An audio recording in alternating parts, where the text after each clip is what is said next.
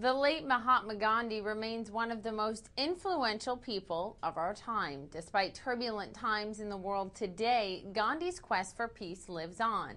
Coming up, I'll speak with Dr. Arun Gandhi, the grandson of Mahatma Gandhi, about the global peace initiative, the Gandhi Tour. That's coming up next on the Forbes.com Video Network. Welcome back. I'm Poppy Harlow. Joining me now is Dr. Arun Gandhi, grandson of Mahatma Gandhi, who sent a prolific message of nonviolence and multicultural understanding to the world. Welcome, Doctor. Thanks for joining us today. Thank you very much. Let's talk first about your grandfather and what you remember of him and his message and how you're helping spread that today. I think one of the most important lessons is about understanding anger and being able to use that energy positively. He said that anger is just like electricity. It's useful if we use it intelligently, but it can be very deadly and destructive if we abuse it. So just as we channel electrical energy and use it for the good of humanity, we must learn to channel anger in the same way so that we can use that for the good of humanity rather than for destruction.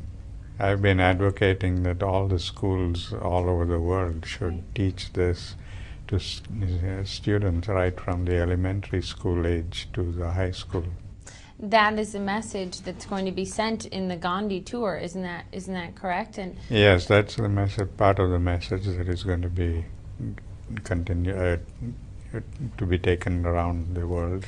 Tell us a bit about the tour and who it's targeting. Is this more a way to reach out to young people who may not know as much about Gandhi as older people? Yes, I think so, because the younger people are more into music, into modern music, and so it would be appropriate to reach out to them. And the younger people know very little about Gandhi, and so this will be an occasion to teach them something about him and his philosophy, and how each one of us can make a difference. We practice non-physical violence, which is passive violence. Mm-hmm. Which adds up and causes anger in the victim, and the victim then resorts to physical violence to get justice. So all of us need to take a good look at ourselves and our actions and our relationships so that we can be more peaceful. Let's talk about India at this point in time. You were a journalist for 30 years with the Times of India. Tell us, give us some insight on how India is right now, whether the boom of business and bringing in global companies into the country is helping things. Well, it's like the glass half full.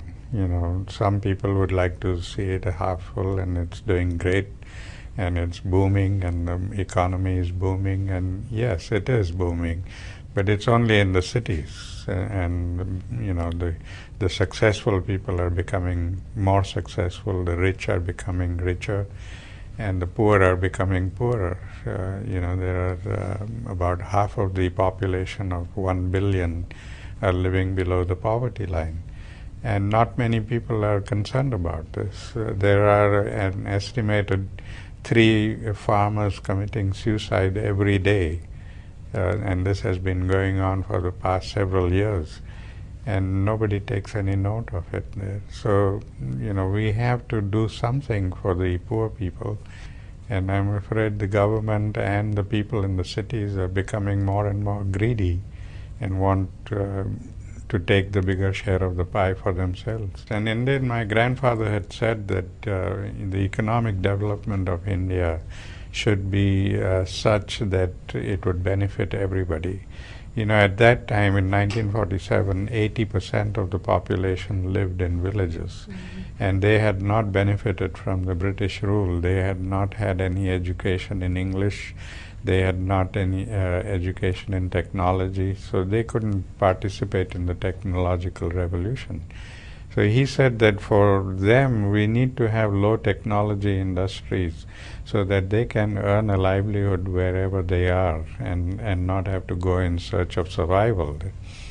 But the government of India didn't do that. And they went in for high-tech development and big investments and all that. And the result was that all of these things happened around big cities, and only those who were educated and advanced were able to benefit from it. And that process has just gone on for the last 60 years.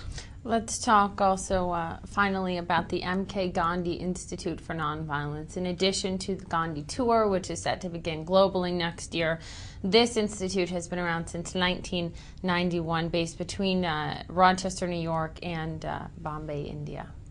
Yes, this institute was started in 1991. It was not intended. When I came to this country in 1987, I came here only for a year to write a book. I was interested in prejudices, the prejudice, race prejudice in this country, the color prejudice in South Africa, and the caste prejudice in India. And while I was doing that study in Mississippi, many people came to know about me and my background and all that, and so they started inviting me to come and speak about Gandhi. And I got so many invitations that I had to put that study on the back burner, and it's still there on the back burner. And I got involved in lecturing on Gandhi and his philosophy. So my wife and I decided that if there is so much interest in Gandhi, why not start an institute and teach young people?